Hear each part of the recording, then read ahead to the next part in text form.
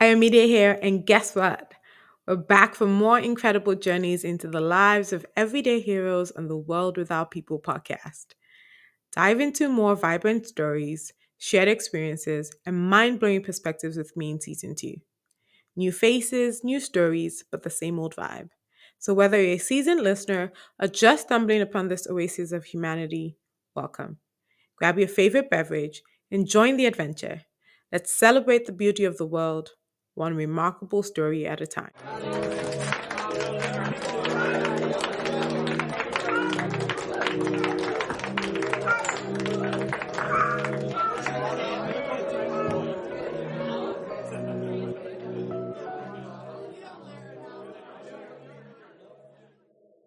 Hello, everyone, and welcome to a very special episode of the World Without People podcast. My name is Ayomide, and I have here with me Bukky Orenuga. And this is exciting because we're getting to do it together, so this should be fun. But Bukky is also a namesake. If you guys have been on my show before, you know that I use all my many different names. But what did we call you in school, actually? Everyone called Orenuga last Orenuga, names. yes. Yeah. And I was Oyedele because, of course, we go with last names when you have many people with the same name, which is why I don't use Bukky often. In fact, I spell mine differently. At least if I was How do you spell yours? Buki.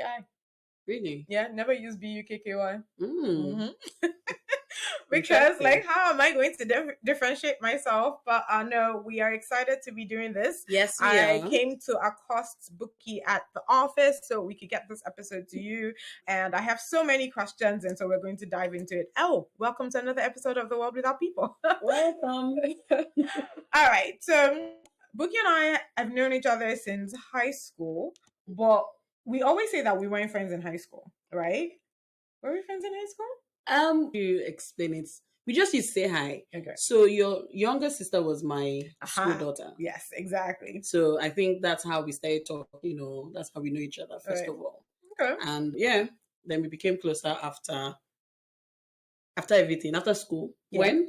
Yeah, and that's what I was going to go back to because I don't feel like it was immediately right after school, right? So technically, we can say that our friendship has been 20 years long. I've been out of the country for 20 years. We've known each other for that long. Well, even much longer, right? Technically, Yeah. since we were in, I was GS2. I think I came into home science in GS2. I came SS1. Oh, really? But you were in GS3 when I came. Oh, fair. Yeah, Okay. so we used to say hi, Okay. and stuff. Yeah. Then your sister was my baby. Okay. And Okay. there was that whole thing. But I think what happened, if I remember correctly, was Facebook, one, but two, I started to have, because I studied public health and my interest in public health, I saw that your mom was doing something with nursing and public health. I reached out to you and then we connected. Yes. You remember this? Yes, I remember that story. I remember that story very well because I think you met my mom in her office. Yes. And I was supposed to be in New York. And we're looking for somewhere, like I was looking for where to stay. And my mom then says to you, "Oh, Bukky is coming." And you're like, "Oh yeah, she can stay with me." And that's how my mom calls me. It's like, "Yeah, stay with Bukky." And that was it. And the rest is history. Exactly. Yes. Well, it's funny because I remember when you picked me up from the airport, it was almost as if we had been so close because I think that was when we became very, very, very close because I mean, I stayed with you and all that. And that's when we became very close. But even when you picked me up from the airport, it was like we had been very close all the while. So, yeah. And I think that's the good thing about this thing. Like I always say, I don't really talk to a lot of home science people, as you know, compared to you. But I also feel like there's history. Like once there's history, it's like I can pick up whenever. Like I don't necessarily feel like I have to be in contact with people all the time. No, some people you have to be in contact with me. Well, yes. No. Well, yes, but I mean in general. Like I feel like on the basis of we went to high school together. It's tricky when it's things like, oh, maybe there's a financial need or something like that. But I feel like if you came to me and you told me that, or you needed a place to stay or you needed a connection, like I don't think you need to explain, oh, Bukky, we haven't spoken for 20 years, but like so that home science connection is just explain, oh, I was in home science or something. So once you remember that person, exactly, you can always exactly. I think secondary school really brings people together. I always say that you form your friendship and you form how you are, your character in secondary school. Okay. Yeah. Anyways, Bukky does a lot of things, but I think let's start from the beginning. So you started with education and development, and now you're in banking. No. Okay. Let's start from the beginning. Okay. I started with development. So I Okay. used to be in development. Growing up, my mother has always was in development, and I was I was a development baby. Okay. I would travel with her when she had to attend meetings or conferences. I remember my first job. My first job, her boss asked me to take the microphone around the conference center. And at the end of that conference, they gave me $100. So I was always a development baby. I was also, what do we call them? A peer educator. Okay. So because my mother was in that development space, I was also a peer educator, and I always thought I was going to do development. So then I did a postgraduate in development studies, worked in education and development. So after Glasgow, it was education and development. And I always thought I was going to be in that.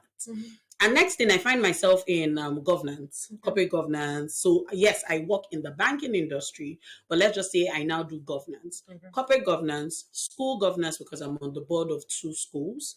Then maybe data governance later, because I mean, that's where the money is at now. So yeah, I'm in governance. Okay. But, and I'm going to probably sound stupid here, but I don't know what development means. Like in general, I mean, I know what it means, but I mean, like if you told me, okay, you're in development on a day to day, what does that entail? Okay, so if you're in development, basically it's more of, there are different types of development. There's education and development, there's gender development, there's international development. So there are even those that work in economics and development. Right. Yes. So those are the IMF, World Bank people. Right. But development is just basically going into any space and providing long-term solution to any problem they have. Okay. So, when they talk about the fact that I'm not going to throw money at you. I'm going to more or less teach you a skill, right? So that I can give you 10,000 naira every month. Right. But if I paid for you to learn a skill, then that means that you should be able to stand on your own. Yeah. And provide for yourself without that person's input. Right. So it's more like looking at all these loans we take from World Bank when the United Nations comes to Nigeria and says, "Oh, we're giving money for this particular course." Right. Normally, what is supposed to happen is they should take a step back. Right. And not continue to give that country money or give that course money. They should be able to stand on their own. Right. That is development. Got it. So teach a man to fish, not give him fish. Yes. Okay, perfect. Like okay, all right, but that's not why we're here. We actually came to talk about something very, very, I wouldn't say personal to Bukky, but I've also been there, so I kind of understand it. And that is dating in Nigeria. Now, have you been there, Bukky? Because why I say you've not been there is, yes, you are mid-30s or whatever, but have you lived in Nigeria and been a single girl in Nigeria and lived with baby boomers in Nigeria and experience everything they threw at you? Yeah, no, that's fair. So, okay, I take it back. but I think what I was trying to refer to was the idea of that because Nigerians are still Nigerians anywhere. Yeah. So getting to that old age, as they say. What is the old age? Because you find some people who are I talk to some people, you're right, and they are 25 and they're like, oh, their parents are disturbing them. I'm like, how old are you? Yeah. So what's old age? Well, in this case, mine is actually, I'm about to be 38. You all know I tell you the truth on my podcast. I'm about to be 38. I'm going to be 39. Exactly. And you can imagine all the aunties and all the uncles and all the conversations that's happened. Again, I'm not an American or a Nigerian that was in America that was separate from Nigerians. Yes. Like my community is very, very Nigerian still, or African, I should say. So you got it, and you get it. The interesting thing is you don't get it from only Nigerians. You always think, oh, it's just Nigerians. You get it from every other African auntie. I even want to say every other black auntie. Like anybody who just thinks there's a certain age you're supposed to, or you finish something, you've achieved something, they want to get into your business. So let's talk a little bit about that. Like you said, you're about to be 39. At what age did your mom start even asking you about this? Like, was your mom one of those, okay, she waited until after you finished school, or she's always kind of nurtured, like that whole idea of, oh, are you talking to somebody you have? Because how now I have little babies that I'm like, oh, are you talking to somebody? Like, I'm interested because I think the sooner the better in developing how they think about it. Not that we get to 20, 25 and everybody's not like, okay, where's the husband? And you're like, oh, wait, I thought I didn't think I Really? was So supposed. 25? Well, I'm just giving that as an Okay. example. But what I'm saying is, they didn't give us that avenue to talk about boys, and then all of a sudden they're expecting husband. Like no conversation, no training, no teachings, nothing. Mm. So I think my mom is a bit different. I always say this thing when they say Nigerian mother, you'll be upstairs in your room and your mother is downstairs watching TV, then calls you, oh, go and bring the remote, and the remote is just beside her. I can't relate because my mom's not like that. So I've always been able, maybe because of a function of her job, she had always been in that space. So she worked with women and children. So I'd always been able to have that conversation with her. But I think that for parental, my parents asking me, parental, pressure started maybe when I turned 30. Every time I had a relationship, my mother knew. My mother always met whoever I was dating enough to bring home. But that marriage talk, I think it started like 29. And maybe because my mom also didn't get married until she was 29. Or yeah, she had me at 30. So 29. So for that time, that was late. Because when you calculate the ages that most of our parents had their kids, it's about 23, 24, 25. So that time, getting to 29, you would have been very old. So yes, I would say about 29. Yes, that's when I started getting the old.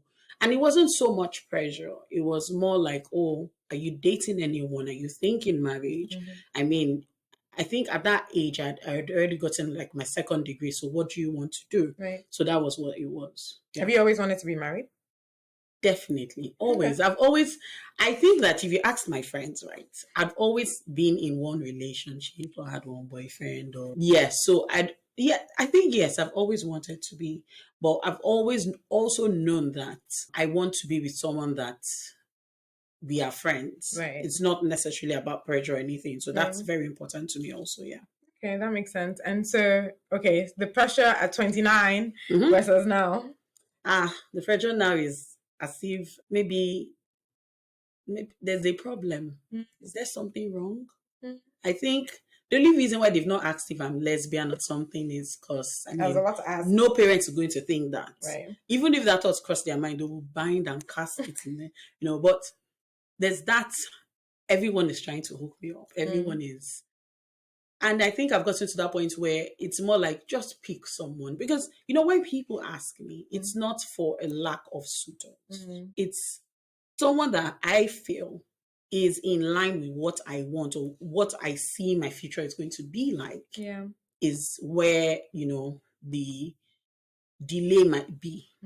So, but I would say this, that for Nigeria, more or less, it's always, because I've had aunties say to me, just pick somebody. I mean, just get married. It doesn't matter. Even if the marriage packs up in 1 year, at least just do it. Have a child. It doesn't matter whether, it works or not. I've had people say that to me. So do we just want to tick that box and say, okay, yes, I did it. I gave you people the wedding. They did introduction. They came to Toro me. That's in Yoruba language. They came to ask for my hand in marriage. I've ticked that box. I've done the white wedding. I walked down the aisle. Okay, I have one child now. I can then leave the marriage and nobody's going to disturb me. Is that what we want? So I think that everybody, and I'm not talking about just myself now, I'm talking to other people that are getting to that age. Because now it seems as if even when you're 22, 23, 24, you need to know who you are and decide, is this going to work for me or not? Yeah. Well, I don't know if it's fair to ask 22-year-olds. I always say that the brain is not fully formed until you're 25. So you probably shouldn't be making major life decisions until you're 25. But everything in Nigeria for a woman, I was reading a tweet yesterday, was it this morning, that someone was talking about marriage and all that. And everything has been conditioned for an average Nigerian woman or Nigerian girl. If Even when you were being taught how to do housework, it was more like they're teaching you so that you not go to your husband's house and disgrace yourself. If the focus was always on the female child as against the male child, and that's why I won't talk about that now because that's not the issue. But it has always been everything in Nigeria that I understand or that I see has always been preparing you for one, to be successful or to do well and have money. Hey everyone, if you're enjoying the podcast, please don't forget to hit the subscribe, like, or share button. Whether you're on Spotify, Apple, Amazon, or YouTube, your support helps us to reach more people. Stay tuned for more amazing conversations, and thank you for being a part of our community. Right.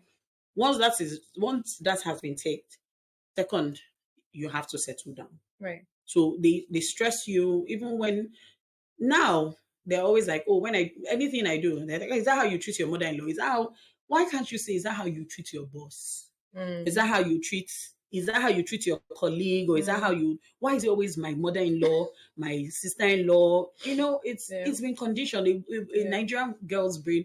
Everything is about marriage. And that's why you find out that even sometimes I look at people. Okay, so for example, maybe people that work with your colleagues. Yeah. The cleaner in your office comes to meet you to say, oh, I'm getting married. And here I am. Okay, thank God I have a job.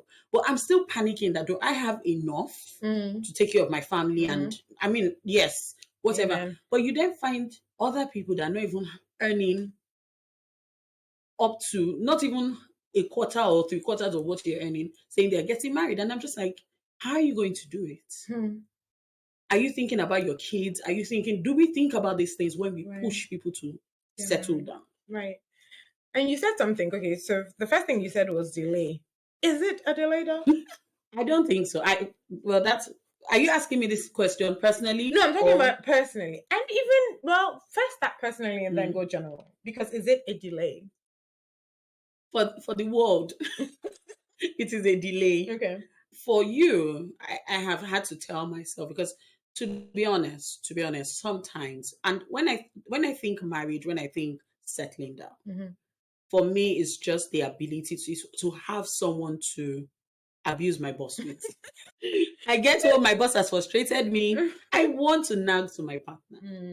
Something happens, I want to get on the phone and just talk about it and with somebody. So for me, that's what it is. Someone to share things with, grow together, and all. I would lie if I say that sometimes I've not panicked. Right. Time is going. I'm almost 40. I don't want to. Yes, but is it a delay? Yeah. We need to condition ourselves to start realizing it's not a delay. Yeah. Your morning is different from my own. Exactly. And I think again, going back to what you had said, said how our parents are conditioning us, and now they see it as a problem. What is your response to them? Because again, at this point, it's I'm worried that we are creating a culture where, like you said, people are expecting divorce. As someone who has dealt with that, you wonder, do people understand the effect it has on the kids? Do people understand the effect on the family units? Do we understand, dropping kids off at one place and in an things like that? environment that you don't have control over? Do you understand? And so when they're saying this, what is the idea? You take your kid and you hold on to your kid, and the father never sees the kid. Like, what's the actual? Like, I'm trying to understand. That bridge, you cross it. I think that's what they're thinking. I see. Because it could also be that, okay, just marry the guy. If you guys, it might be that two ways. Okay. The guy might be a present father and you'd have to share custody and all that. Or the guy might not be there, but at least you have your child. So is marriage then the end goal and the only reason why is a child? So what you're trying to ask me now is the child is the end goal. Yes. Well, I think that is now becoming more like the child is the end goal, not necessarily the marriage. Exactly. That's what I'm saying. Yeah. That's what they're implying. Yes, the child is the end goal. So then I then say, why don't you just do it without? Why don't you just adopt? Well, that's another okay. thing. Why that's don't another? Okay. Why that's another idea? That's another story because even for me, and I'll be very real with you. When they tell me, "Oh, time is going, your ovaries, your this, your that," I'm Christian. God has a place in my life. Yeah. I would say the first thing that, for me, what's that thing that they say that God time is of no. Yes, there's something. Second is 1,000 yes, years. Exactly. Yeah, so let's talk. Let me say that Christianese way. Yeah. Time does not matter to God. Yes. Right. But for me, and I'm talking as Ade Bukola, there are different ways to have a child. Yeah. So no one can talk to me about ovaries or biological clock because I would then counter with I can explore surrogacy. Okay. I No, can that's fine. adopt. As I am like this, I feel like I'm already a mother Mm-hmm. because I have children that I'm taking care of. Right. So there's that. I don't know, really. It's just a weird situation to be in. So I think that for Nigeria, having your child is the end goal. So that's why that divorce thing is not really, Important. I don't know, really. I was thinking about it, all the marriages that I've been bridesmaids for, thank God they're all still happily married. Amen. But I hear so many stories nowadays. And I think that everybody, if it happens, if you have a good, okay, so I think it's more like you're throwing the dice. So if it falls on the side where you have a happy home, yay. If you don't have, we'll deal with it when you get to that place. But at least get a child from that marriage. Okay. And I think it's interesting that we focus on that. What happens if you cannot? Because to your point, they're not thinking about it the way you're thinking about it, where there's many avenues to getting a child. Mm-hmm. What happens if you're not then married and cannot have a child? Because we assume that having a child is so It's like easy. Next, I you mean, get married next in 9 months, a child. exactly, because there are people who've not married and have children, and there are people who've been in marriages for a long time and are still begging God for children. God is the one that opens wombs, right? So Yeah. what happens? What are you supposed to fall back on if you then can't have a child? Okay, so I will talk about it from Adebukola's perspective, not what the world expects. I think that these are conversations you should have with anybody you're going to settle down with. Fair. And that's why so recently I was introduced to someone, and in 1 week I just told the person, I said, okay, you know what, let's just be friends. And to the person is like, oh, you're so impatient. But we had, because I'm a talker, I like to talk to people. We had started having those kind of conversations, and I had seen, so I feel that those are the conversations when they talk about dating or whatever. I'm not an expert in that. I feel like those are the kind of conversations, those are things that makes you aligned with someone in thoughts and in your future. You want, because for me, I would have that kind of conversation with my intended. What happens? Yes, we pray to have children. I want to have twins. But what happens if you have to understand? And also, you need to understand, are we going to do IVF? Because there are some people that feel, I'm not going to subject my body to it. I've seen marriages, I've heard of marriages where they were not able to have kids. And the girl was like, no, I'm not going to subject my body to IVF. If you want to do it. And we all know that the man can't do it now. Right. And they had to part ways. But these are the kind of conversations you are supposed to be having before marriage. Yeah, absolutely. 100%. If we are not able to have a child, what do we do? Right. Parenting, all that. Well, that one is a story for another day. We're talking about the other side single. When I get to the other side, I'll be able to talk more about it.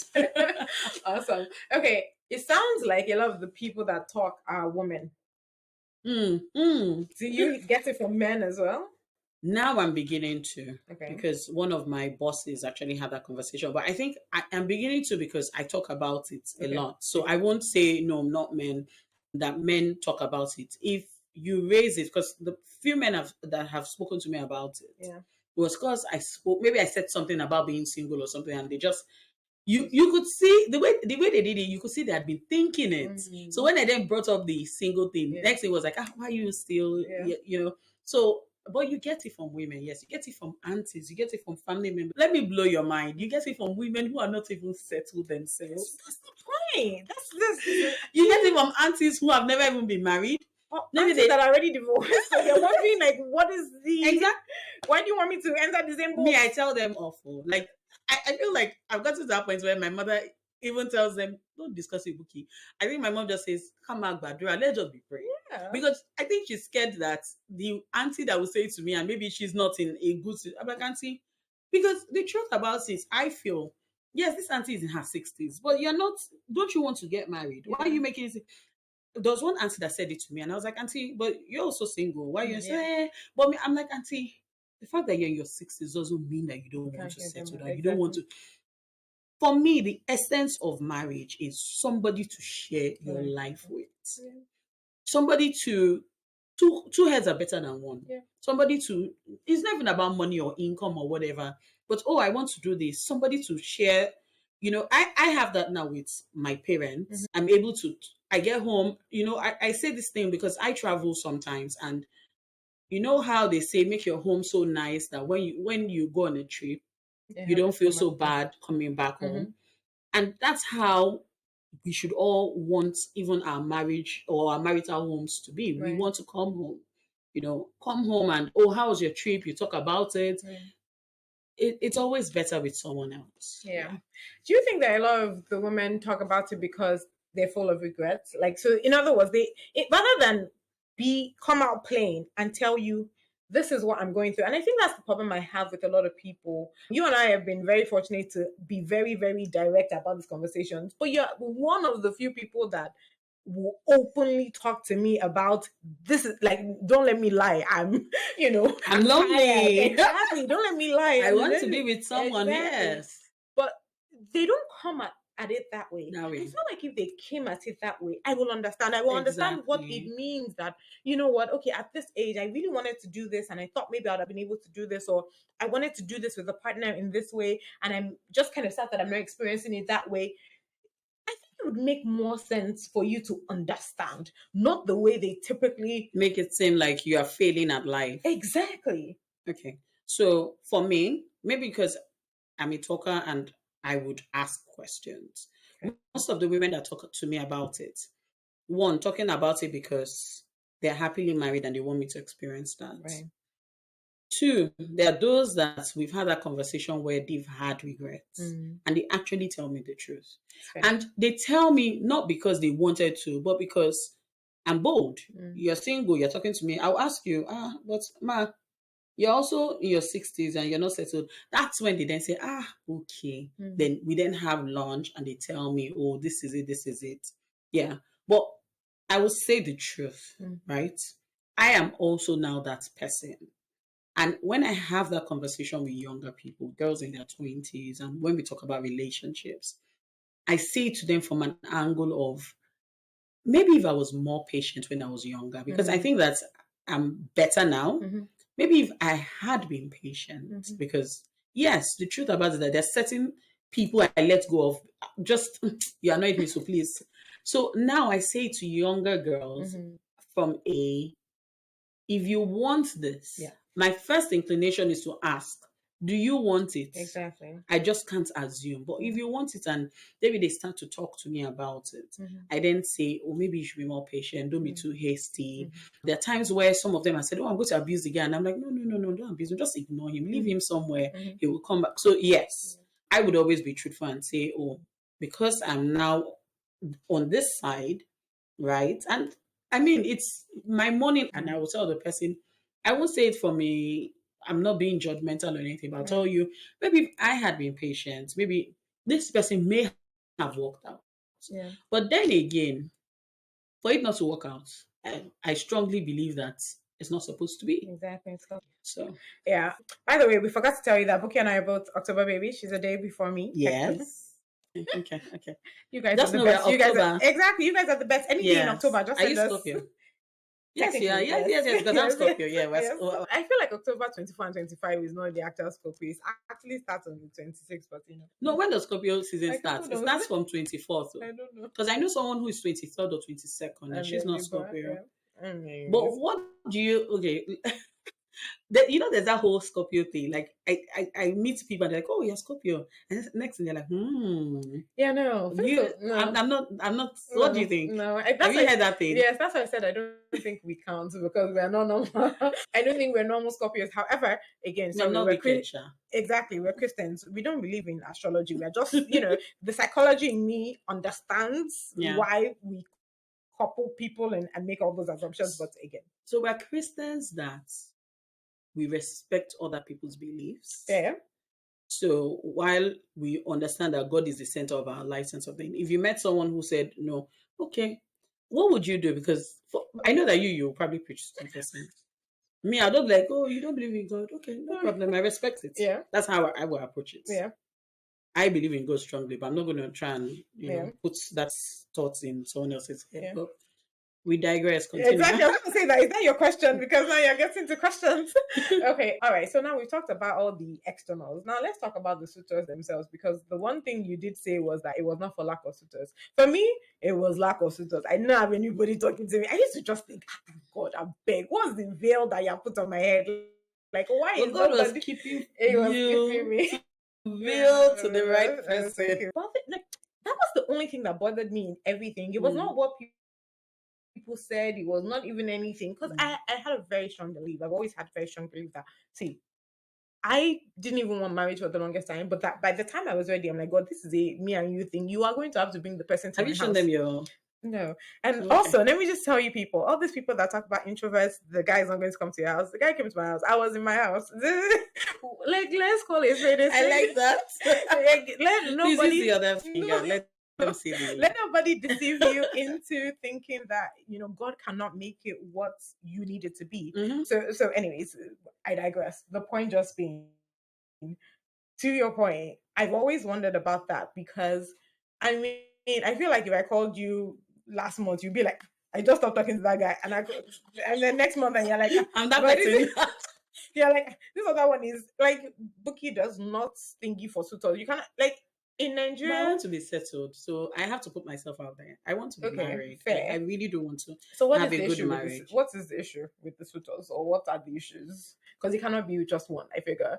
And I know it's not because of money. I know it's not because of like some of the, they're tall, they're short, it's not that No, exactly. no, physicality can be dealt with. Exactly. What is the issue? It's just the mindset. Mm. And someone said to me recently, I think that it's just my mindset and the people that I meet. I know that there's someone in Nigeria because I live in Nigeria. Yeah. So there's someone in Nigeria who, if it is the will of God, has the kind of thinking that I think, how I think. But sometimes, like I said, I was talking to someone recently. We just met one week.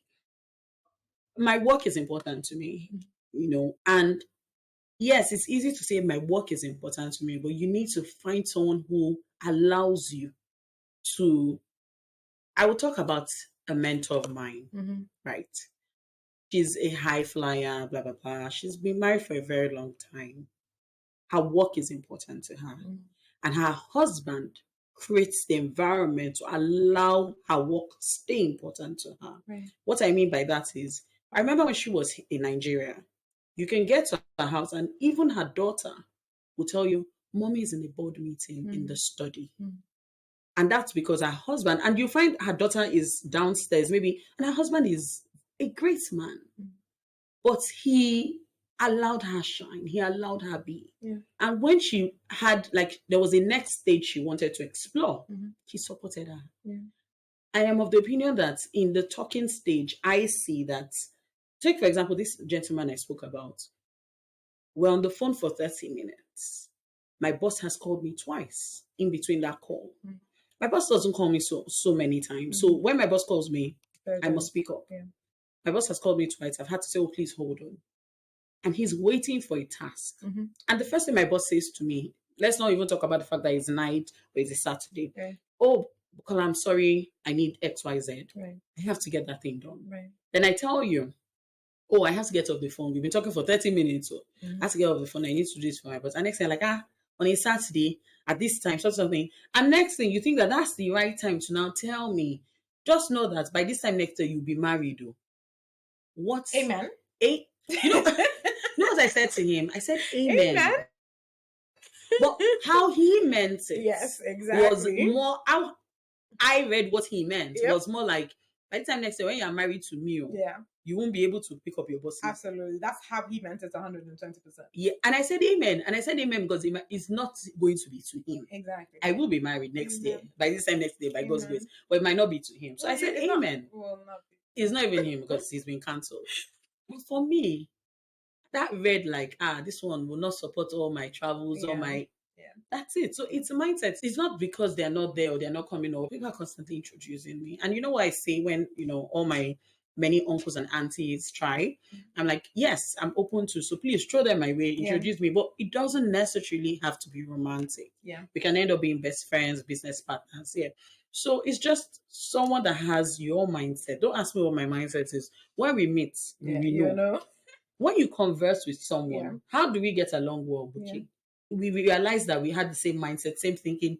There are even times, even our nails, we gel how to do our nails, we gel on. Imagine if, as your friend, I always see you now, I'm like, you don't have makeup on, you don't have this.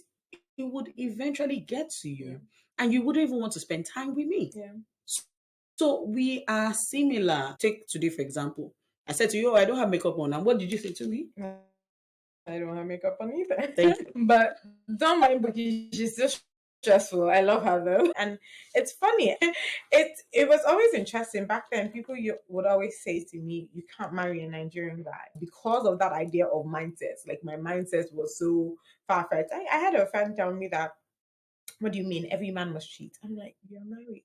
Why are you saying that? Like, the general idea that if I went into marriage thinking faithfulness, then I can't marry a Nigerian guy. Like basically I had to already start thinking So they've about cancelled Nigerian men. They must always cheat.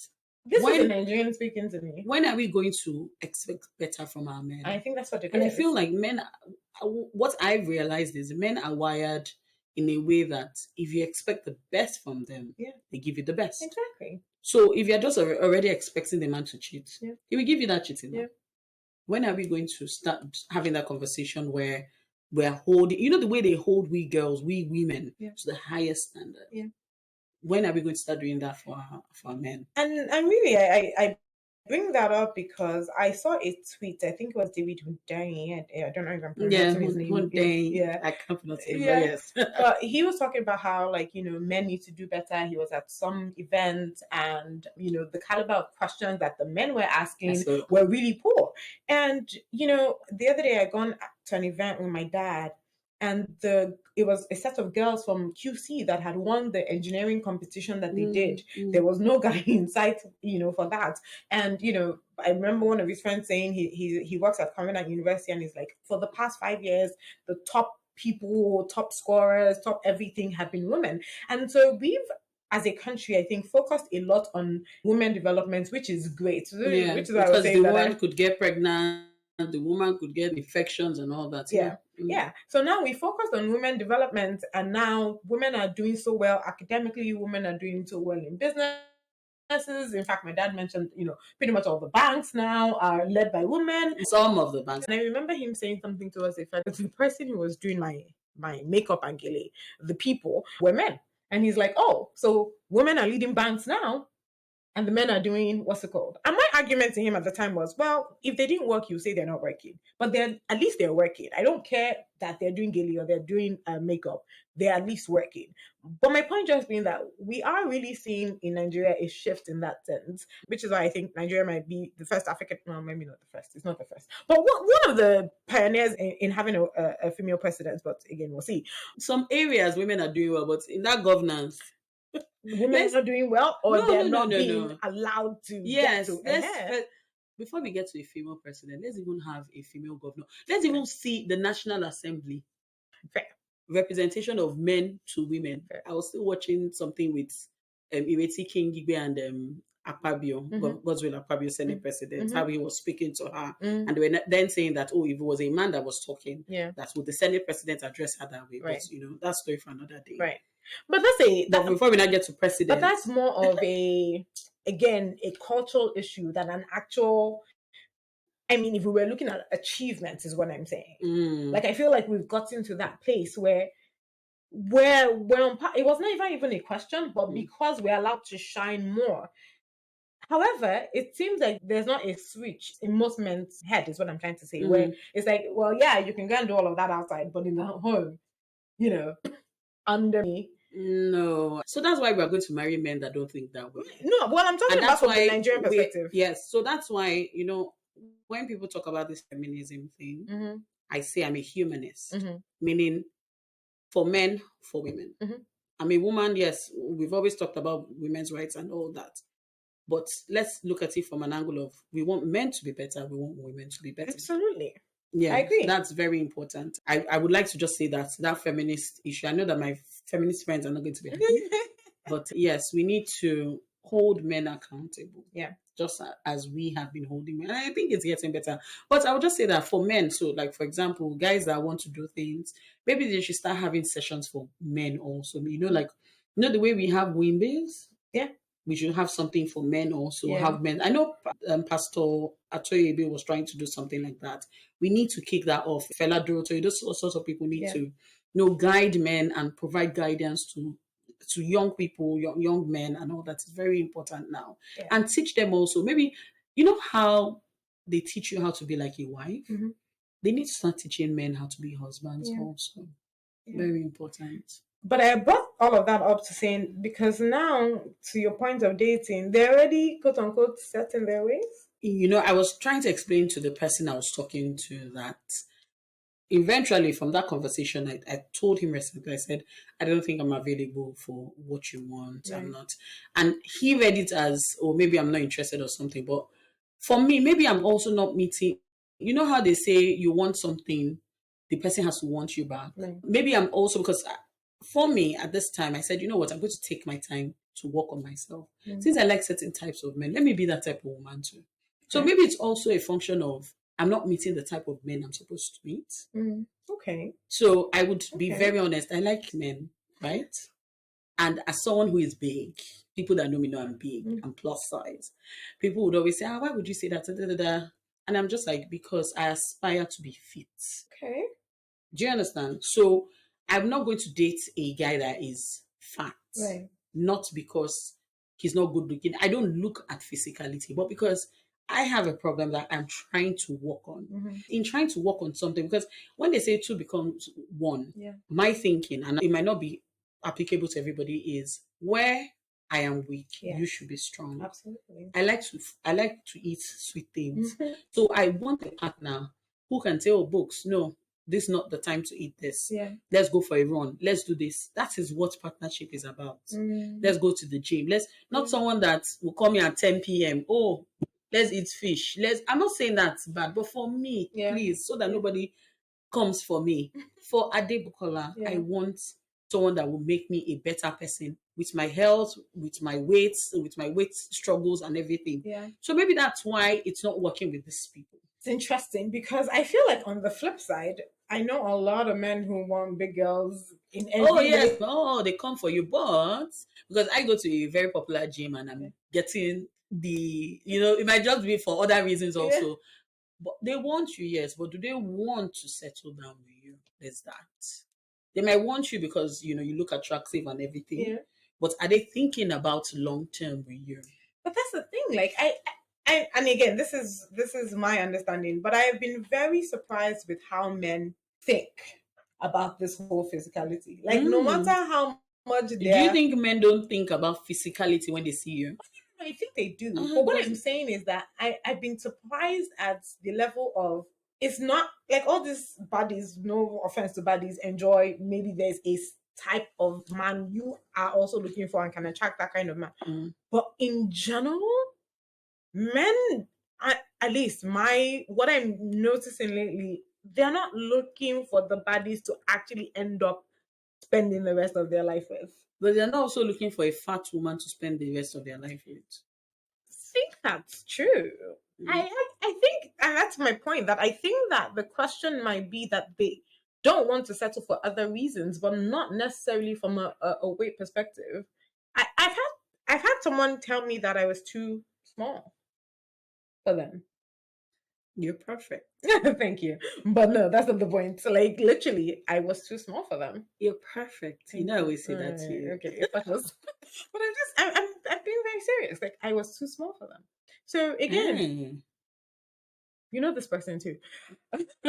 Yes, I do. Yeah.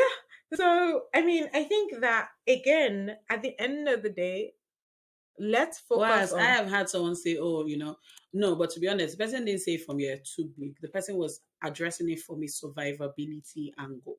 You did say that. Yeah. And basically because it didn't fit his own lifestyle.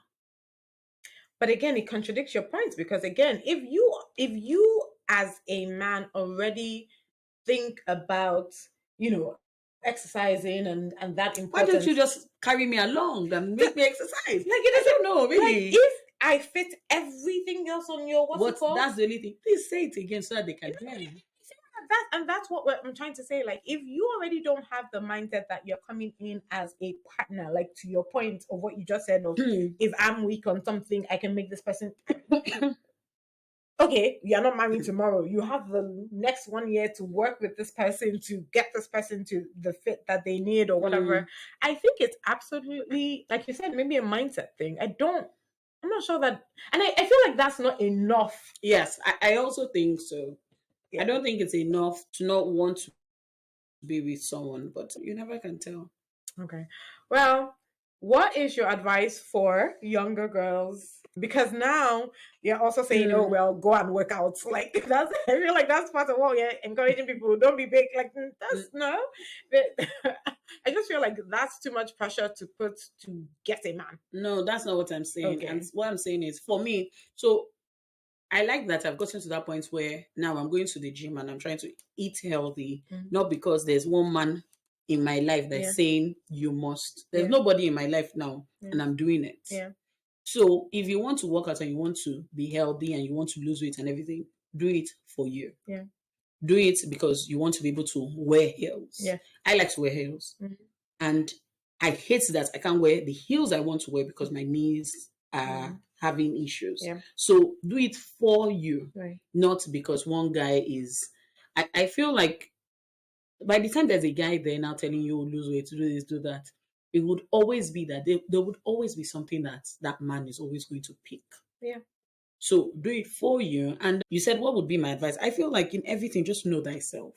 Know thyself. If you don't want to be married, if you don't want to settle down, don't let anybody force you. Self-awareness is the most important thing ever. Okay. Know who you are. Know yourself. Do you want this?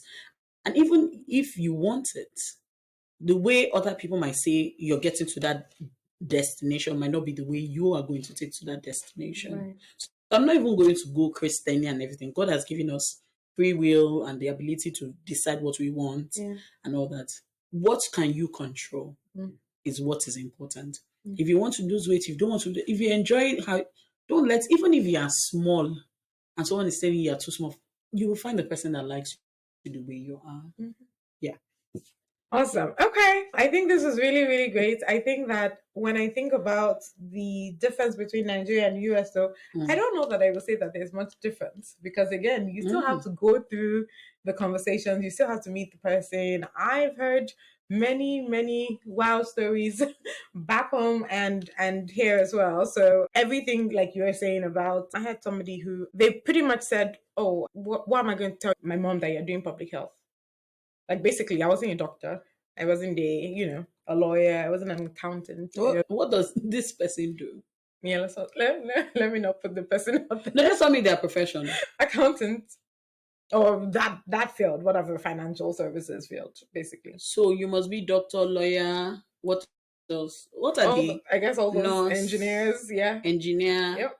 To me now, because I'm in governance. Yeah, and this person had studied in America, high school. But then again, that's where I'm coming to. All the people if you are surrounded by in America are Nigerians. No, not all, but yes, I guess majority of the people you interact. So it's a Nigerian thing, whether they're in Nigeria or abroad. Yeah, so that's why I was saying that to your point. You said I hadn't lived here, so I was just saying that whether I lived here or not, you still experience it. Yeah, as long as you're around Nigeria, basically, there's that pressure. So maybe what I would say to ourselves is give ourselves the opportunity to date outside the Nigerian community.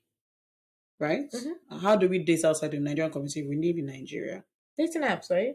Do people do dating apps in Nigeria? Yes, they do. Yes, they do. I would say, I think that's a fabulous idea, actually. Yes, I mean, obviously, you have to, all these conversations about scam and what's the other thing, whatever, ghosting, all of that nonsense. Yeah, but I think you can still be physical with the person and you still get ghosted. Exactly. Or catfish. Catfish is the word I was thinking of. But again, what's that one? It's pretty much they're showing you and they're actually whatever. But that's part of putting your best foot forward. Exactly. Now. You have to show the best part of you. Yeah, fair, but not a totally different person. I know.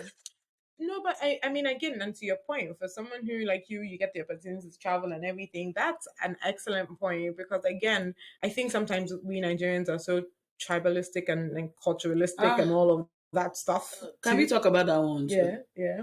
Because that sometimes, like for someone like me, that's another reason why that settling down might not have happened. Yeah. You have to marry from this tribe. Yeah, marry from this from the tribe. royal line now. No, but see, I say this a lot. Yeah. If I met someone that was not from this tribe. Yeah. That the one that let's Yeah. not talk about it. Yeah. If I met someone from the other tribe, Yeah. and that person ticked all my boxes, Yeah. trust me, Yeah. I will go to the courthouse in Ikoyi. Nobody has to be there. We'll start our life. Nobody has to be there. No, and I think it's a really solid point, because to your point, and I think one thing I want to end with is that I feel like is the joy of being older. Nobody can tell me, other than the fact that, okay, maybe I want to do a wedding. I don't think people had too much of an opinion in me settling down. And I think that's the joy about because I feel like a lot of people, I've heard this story, somebody was giving a testimony. Her mom basically introduced her to a friend's son, and because, and she had just maybe finished a master's or something, and all of that, and basically they started talking. She brought the guy to America, and the guy slapped her hot steak on the first, maybe at the airport or something. Are they still together? No, of course not. But so her mom's friend's son, and ended up being, you see, again, on the basis of families, friends, with never really know. You can never really know. Again, at 20 something, he ticked some of those boxes too. He was fine. He dressed a certain way. He did.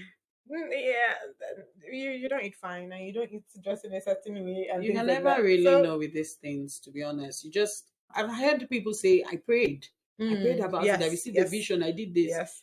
I really don't know.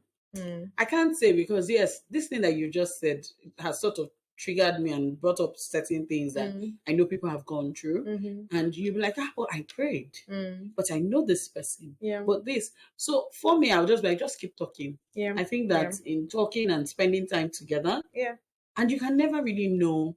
But I recently realized that a marriage works when the man wants it to work.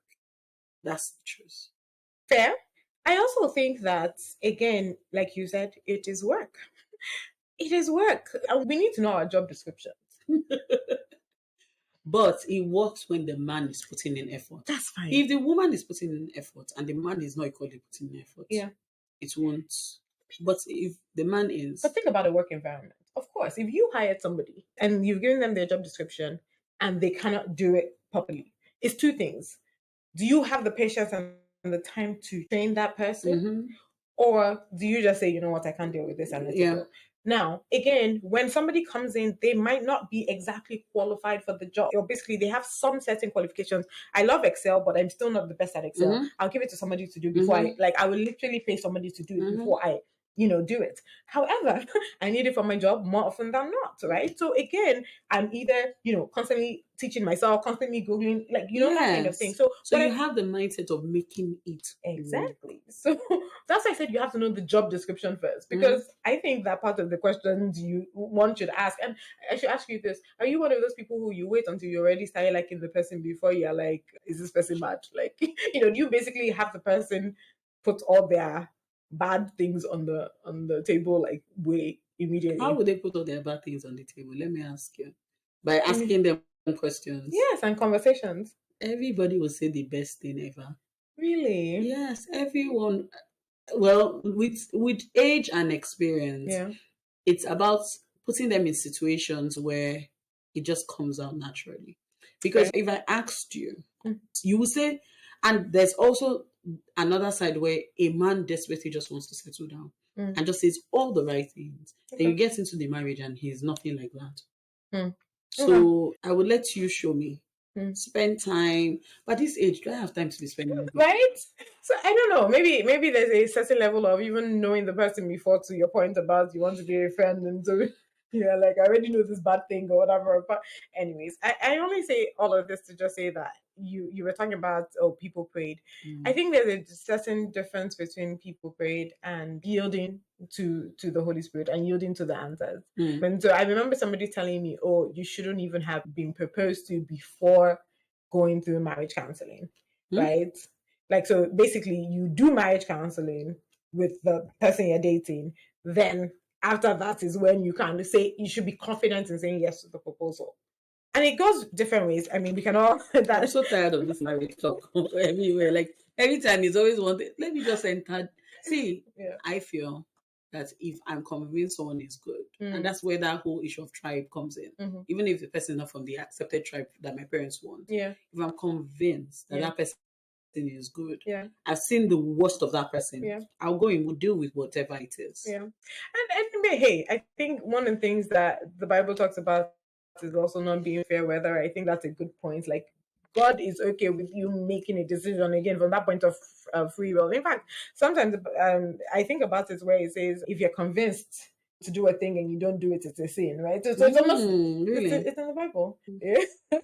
So coming to that, what do you think about you're single, a guy is single, and you think that he's the person, and you've been having like dreams and thoughts about this person, but the person doesn't live within your vicinity? What do you think about going out to, as a woman, going out? Because yes, the man is supposed to find you, but now as a Christian, do you think that it's okay for the woman to be like, oh, I've been dreaming about this person, I've been thinking about this person has been crossing my mind, I find out this person is single, I'm single, let me go and put myself in the environment that person is and see if it will work out? What do you think about that? The way my brain works, I don't think I'm that calculated, but I think that if I was talking to somebody, I would say, you're not even talking to that person. No. I was talking to a person, like my friend. I would say, go on vacation. Nobody said you can't go on vacation. Go on vacation. Hey, I happen to be in your town. Are you around? That's it. You don't have to. Like, I feel like you don't have to be manipulative about it. Just be what's it called about it. Even to the just point make where yourself available. I don't even know if it's making yourself available. It's just do you, right? Because for example, knowing that I want to take a vacation anyways, I take my vacation. Yes, okay. But you're not supposed to go to that country where the person is. But you're not proposing now make it to that country. But what happens if that person is not available? Let's assume that that person is not available throughout that time that I'm there. I'm not going to now then be offended. No, but you still be on vacation. Exactly. Okay, so what you're saying is that take that vacation to that country. Yes. Is that person available? Fine. No, it's not available. It's a vacation. I think you kill two stones with one bird. If it works, if not, it's fine. Okay. Kill two birds with one stone. Whatever. I can never get it right. Two birds with one stone. Yeah, it's two birds. You're throwing the stone and it catches the stone. Exactly. So I think that's just the way to think about it, as opposed to be so manipulative. And I don't really So, but yes, and then one of the things I always say, build a thing around it, right? So by the time you've had such a fulfilling vacation, you're not worried about what's it called. So I remember if you get a bay, good. If you don't get a bay, I think you're well rested. Did you understand? Like, every time I come to Nigeria and somebody is like, it's been about a guy, I'm like, yeah, maybe I know that somebody liked me this way or somebody liked me that way. If they have not been available, let's see now, see what is happening. But coming to this Nigeria, it has. Whatever the case is, my point just being that. And you didn't even come to Nigeria because it wasn't. I have my mom. I have several friends. No, why did I say my mom? My parents are here. My siblings are here. Like, there is no shortage of. So it wasn't. You weren't coming because of any man per se. Yep. It just happened that it was just, and at the end of the day, it has worked out that you've now met the person you're getting married to in Nigeria. Yep. So. I mean, but we didn't meet. Like I said, we met on the internet. Exactly. So it's not about even like the point. Just being that, as long as I'm doing things for myself in general, you are creating opportunities. It's like work. One of the other reasons I was coming here was again to see the landscape of work in Nigeria. So the fact that at the end of the day, I'm now able to get other things from it. I think that's this thing. Was that your question? Because you get to ask me one question. Yes, that was the question. So essentially, let's break it down for people listening. So we're saying live your life. Yes. In living your life, every other piece or all the other pieces will fall in place. Absolutely. And I think that's what's really important. Even to your point about what you're saying about going to the gym for yourself, you can't be going to the gym for any other person. Not because somebody is there saying, "Have you lost weight? Have you lost 1 kg? Have you lost?" I can imagine metrics. Just do it for yourself. No, this has been awesome. Thank you so much. Peace out. A-Town. Thank you. Thank you for having me. Please, nobody should come for me because I don't know. I mean, I've said something that you people don't like, but we try. Everybody will be fine. Thank you so much. Thank you for having me. Thank you for sitting with me. Thank you for joining me on today's episode. Just like you would share with friends about a great book you read, don't forget to share this if you enjoyed it. Connect with us on IG and Twitter at TWWP. podcast and get details on the website at worldwithoutpeople.org. And hey, remember to make loving others the story of your life. Until next time, this is The World Without People.